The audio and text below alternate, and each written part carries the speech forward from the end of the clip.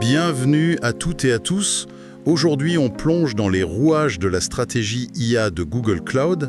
On va s'appuyer sur une analyse assez pointue d'IA Flux qui parle d'une véritable offensive, une sorte de blitzkrieg IA informationnel, si on veut. Oui, bonjour. Effectivement, c'est un terme fort, mais qui décrit bien une certaine impression. Oui, on a tous un peu ressenti cette vague, non? Cette impression quasi quotidienne d'être submergé par les annonces Google Cloud. Ah oui, ça n'arrête pas. Une nouvelle version de Gemini, une fonction inédite dans Vertex AI, une amélioration de BigQuery, c'est constant. Et justement, l'analyse d'IA Flux nous dit « Attention, ce n'est pas une coïncidence. C'est une tactique vraiment réfléchie. » C'est ça. L'article utilise même cette expression « flooding the zone ». Oui, emprunté au jargon militaire. C'est ça. L'idée, c'est quoi, c'est d'inonder l'espace médiatique, de saturer le marché d'infos pour asphyxier la concurrence et capter toute l'attention. C'est quand même assez agressif comme approche, non? Ah oui, tout à fait. Et ça pose d'emblée la question centrale que l'analyse explore. Laquelle? Est-ce que c'est une manœuvre brillante qui vise enfin à positionner Google Cloud comme le leader incontesté de l'IA dans le cloud, après des années à être un peu le challenger? Le troisième acteur, oui. Voilà. Ou alors est-ce que c'est un pari risqué, une sorte de fuite en avant, peut-être dictée par la pression? D'accord. Donc notre objectif aujourd'hui, c'est de décortiquer ça. Pourquoi maintenant? Comment Google s'y prend concrètement? Et surtout, quelles pourraient être les implications de cette offensive? Essayer de comprendre les enjeux de cette bataille qui est quand même acharnée pour la suprématie dans l'IA Cloud. Alors, allons-y. Cette stratégie de flooding the zone, ce n'est pas juste, comme on disait, un calendrier marketing un peu chargé. Non. IA Flux insiste là-dessus. L'objectif est bien plus profond. Il s'agit de remodeler la perception du marché, changer comment on perçoit Google Cloud. Précisément, l'ambition qui est décrite, c'est de ne plus se contenter de cette place de troisième éternel. Oui, toujours derrière AWS et Microsoft Azure, dans les chiffres globaux du cloud. Exactement. D'après cette analyse, Google chercherait à créer une dynamique, une sorte d'inéluctabilité, s'imposer comme la référence naturelle, le synonyme d'innovation en matière d'IA. Et cette saturation médiatique, c'est l'outil pour y arriver. L'idée, ce serait qu'à force d'entendre parler de Google Cloud, on finisse par croire qu'il n'y a que eux qui avancent. C'est un peu ça, mais c'est plus subtil, je pense. Chaque annonce, que ce soit un nouveau modèle, un partenariat, une fonctionnalité, ça force tous les acteurs importants. Les analystes, les développeurs. Oui, les analystes financiers, les développeurs qui choisissent les technos, les DSI qui prennent les décisions stratégiques d'investissement, ça les force tous à constamment évaluer et réévaluer l'offre de Google. L'analyse suggère que le but, c'est vraiment d'ancrer l'idée que l'avenir de l'IA, il se construit sur Google Cloud Platform, sur GCP. Brique par brique, annonce après annonce. Voilà, c'est ça. Une espèce de construction narrative, mais en accéléré. C'est fascinant comme approche presque psychologique. Mais le timing, ça interpelle. Pourquoi lancer cette offensive maintenant, avec une telle intensité? L'analyse d'IA Flux donne des raisons spécifiques, j'imagine. Oui, tout à fait. Et c'est un faisceau de facteurs, en fait.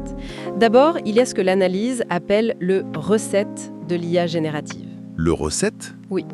On sait, et les chiffres cités pour mi-2025 le confirment, que Google Cloud avait un retard assez net sur AWS et Azure dans le cloud classique. Oui, ça c'est connu. Mais l'explosion de l'IA générative, ça a brutalement rebattu les cartes. C'est comme un nouveau départ, un nouveau terrain de jeu où finalement les positions acquises comptent un peu moins. Ah oui, donc c'est une opportunité en or pour Google en fait. Une chance d'effacer un peu ce retard historique et de repartir sur un pied d'égalité, voire même avec un avantage sur ce nouveau segment. Exactement. Et ça nous amène au deuxième point. L'IA s'est présentée comme le terrain de jeu naturel, historique de Google. Ah oui, l'héritage. L'analyse rappelle cet héritage impressionnant. DeepMind, Google Brain, des décennies de recherche fondamentale. Et surtout la paternité de l'architecture Transformer. Le moteur de toute la révolution actuelle de l'IA générative. C'est ça. Donc la stratégie de flooding de zone, elle sert aussi à marteler ce message. Attention, non seulement on est dans la course, mais on a un peu inventé les règles du jeu. On a l'antériorité, l'expertise profonde. Une légitimité historique qu'ils essayent de transformer en avantage commercial aujourd'hui. C'est logique. Mais bon, il y a aussi la concurrence qui ne reste pas les bras croisés, j'imagine. Et c'est le troisième facteur clé, la réponse à une pression concurrentielle qui est devenue très intense. Oui, les mouvements des autres sont spectaculaires. Ah oui, Microsoft qui investit massivement dans OpenAI, qui intègre ses technologies partout, dans Azure, dans Office, et Amazon qui réplique en injectant des milliards d'Anthropic, un concurrent direct d'OpenAI. C'est vrai. Donc face à ces manœuvres d'envergure, Google devait réagir, et réagir fort. Cette offensive médiatique et techno, c'est aussi une démonstration de puissance. Pour montrer qu'ils ont les moyens de rivaliser, et même de dominer, c'est nécessaire pour ne pas se laisser distancer. D'accord. Donc on a une combinaison d'intention, opportunité avec le reset GNI, légitimité avec l'héritage Google et nécessité face à la pression concurrentielle. Mais l'analyse d'IAFlux mentionne aussi une sorte de calcul tactique un peu plus fin, non? L'idée d'exploiter peut-être des failles chez les concurrents. Oui, c'est une nuance intéressante que relève la source. Il y aurait une sorte d'ironie stratégique.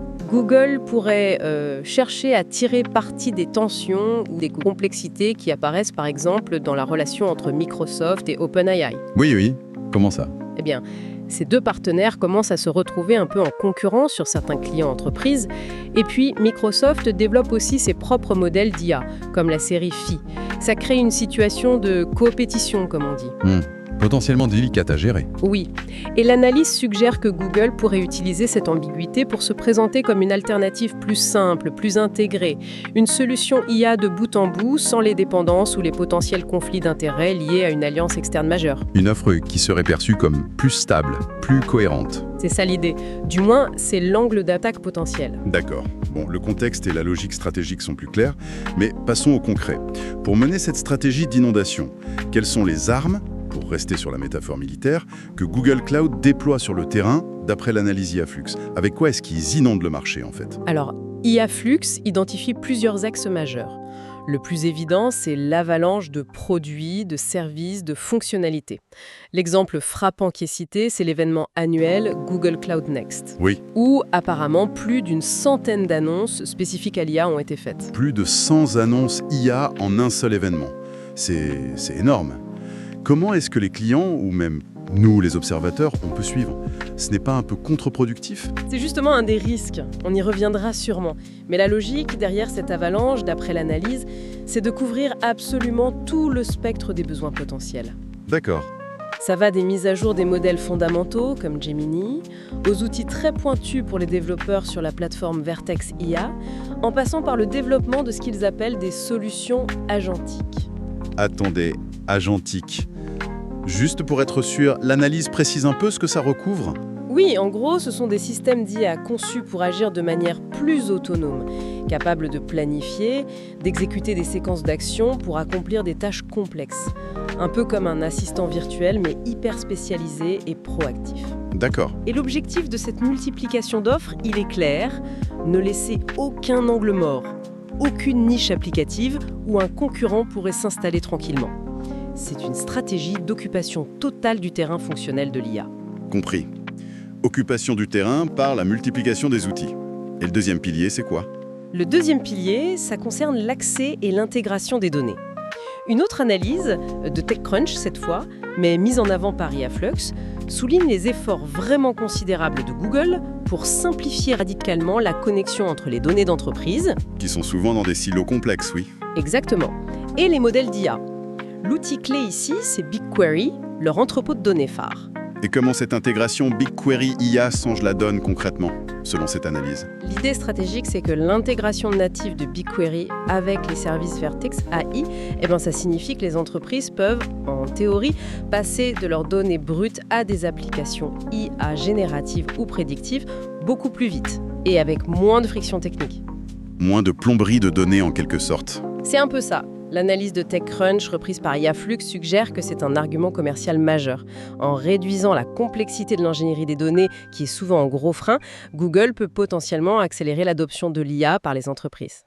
Ce n'est pas juste une question de commodité technique, c'est un levier pour abaisser la barrière à l'entrée de l'IA et donc élargir le marché potentiel pour GCP. C'est très clair. Rendre l'IA plus accessible grâce à une meilleure intégration des données. Et le troisième pilier de cette offensive? Le troisième pilier, c'est celui des partenariats stratégiques.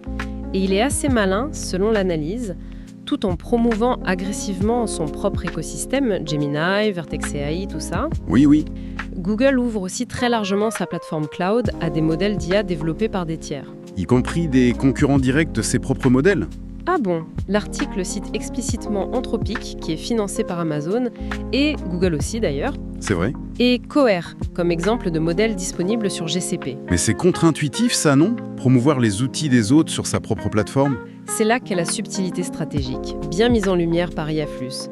En faisant ça, Google se positionne un peu comme la Suisse de l'IA. La Suisse de l'IA, j'aime bien l'image. Oui, un hub central, neutre en apparence, où les entreprises peuvent accéder à un large éventail des meilleurs outils du marché, qu'ils soient maison ou pas. D'accord. C'est une manière très habile de neutraliser les tentatives des concurrents de créer des écosystèmes complètement fermés autour de leur propre modèle. Il court-circuite les jardins clos, en fait. Voilà. Google parie que les entreprises vont apprécier cette flexibilité et choisiront GCP comme plateforme unique pour gérer différents modèles. Quel que soit le modèle choisi finalement par le client, il peut potentiellement tourner sur Google Cloud. Et Google capte une partie de la valeur, peu importe qui a fourni le modèle. Malin. Exactement. Ça leur assure une présence, quoi. Qu'il arrive. Bon, alors, si on essaye de peser le pour et le contre, cette stratégie de flooding de zone, avec ses multiples facettes, est-ce que l'analyse d'IAFlux la présente comme un coup de génie assuré ou plutôt comme un pari qui comporte des risques majeurs? L'analyse est assez nuancée. Elle présente vraiment les deux côtés de la médaille. Côté avantage potentiel, le génie de la manœuvre, si on veut, les bénéfices à court et moyen terme sont assez tangibles. Comme quoi, par exemple? Déjà, Google domine actuellement le cycle médiatique autour de l'IA. Il dicte l'agenda, il façonne la conversation. Il se forge une image de leader d'opinion incontournable. Et cette image de leader, j'imagine que l'analyse souligne qu'elle a des effets concrets, au-delà de la com. Ah oui, absolument. Elle attire naturellement les talents. Les chercheurs, les ingénieurs IA, ils veulent travailler là où ça bouge, là où c'est perçu comme étant à la pointe. Logique. Elle attire aussi les projets d'entreprise les plus ambitieux, les plus innovants, ceux qui cherchent à s'associer à la crème de la technologie. Chaque annonce réussie, chaque nouveau client prestigieux, ça renforce cette perception que GCP est la plateforme d'avenir pour l'IA. Une sorte de cercle vertueux. Et Flux suggère que ça peut enclencher ça, oui. La perception de leadership attire les clients, ce qui génère des revenus pour investir encore plus en R&D, ce qui renforce la position de leader, et ça, potentiellement, ça peut enfin leur permettre de gagner des parts de marché significatives sur AWS et Azure, au moins dans ce domaine crucial de l'IA. C'est une tentative de créer du momentum. D'accord. Donc, si ça marche, c'est un scénario très positif pour Google Cloud. Mais quels sont les inconvénients potentiels, les risques de ce pari tels qu'identifiés par les analystes? Alors, le principal danger qui est mis en avant, c'est la confusion client. Ah oui. Cette avalanche d'options, les différents modèles Gemini, une myriade d'outils dans Vertex AI, des services qui parfois se chevauchent un peu, ça peut vite devenir un vrai casse-tête pour les entreprises clientes. Et comment cette confusion se manifesterait concrètement d'après IAFlux? C'est juste que c'est compliqué? C'est plus profond que ça. Il y a le risque de ce qu'on appelle la paralysie par l'option. Face à trop de choix, les clients hésitent, ils retardent leurs décisions. Genre, quelle version de Gemini est la bonne pour moi? Exactement. Ou cette nouvelle fonctionnalité de Vertex AI, est-ce qu'elle est vraiment assez mature pour que je la mette en production? Est-ce que ce service annoncé en grande pompe hier, il existera encore dans 2 ans? Ou est-ce qu'il sera remplacé par une autre nouveauté encore? Oui, c'est le fameux syndrome du cimetière Google qui pourrait ressurgir.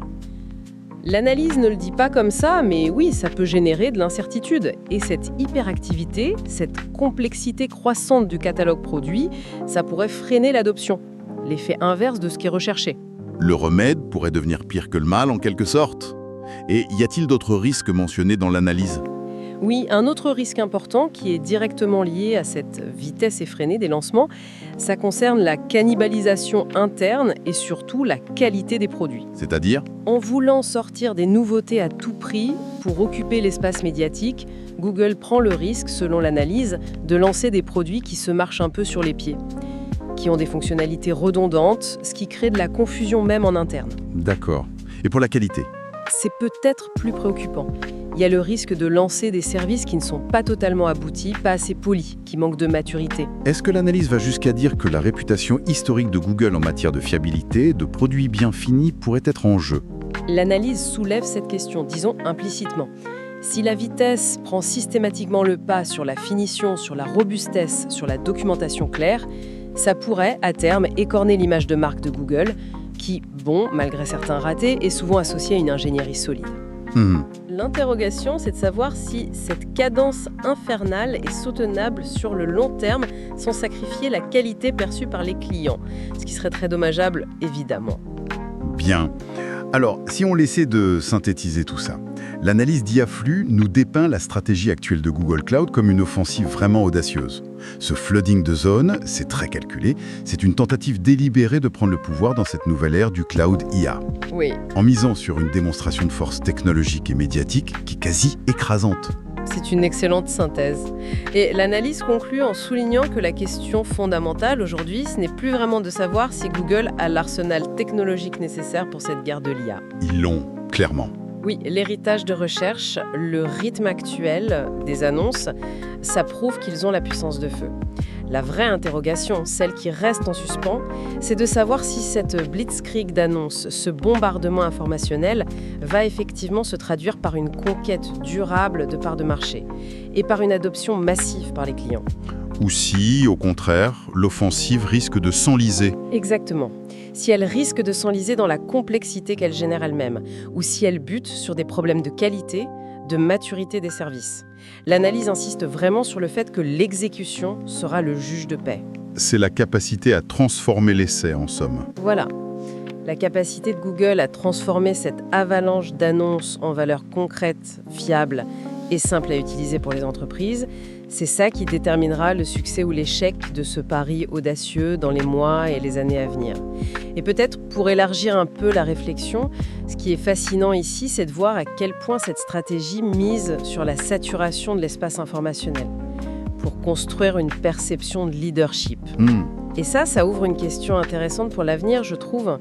Quel pourrait être l'impact à long terme de cette focalisation sur le volume, sur la fréquence des annonces, sur la qualité réelle de l'innovation, telle qu'elle est vécue au quotidien par les utilisateurs finaux, au-delà du bruit médiatique? C'est une bonne question. Quand le rythme des nouveautés devient si frénétique, est-ce que la profondeur, l'impact réel de chaque innovation suit nécessairement? Ou est-ce qu'on assiste à une sorte d'inflation des annonces où finalement le signal se perd un peu dans le bruit? C'est une question qui dépasse Google d'ailleurs, ça touche peut-être toute l'industrie technologique actuelle.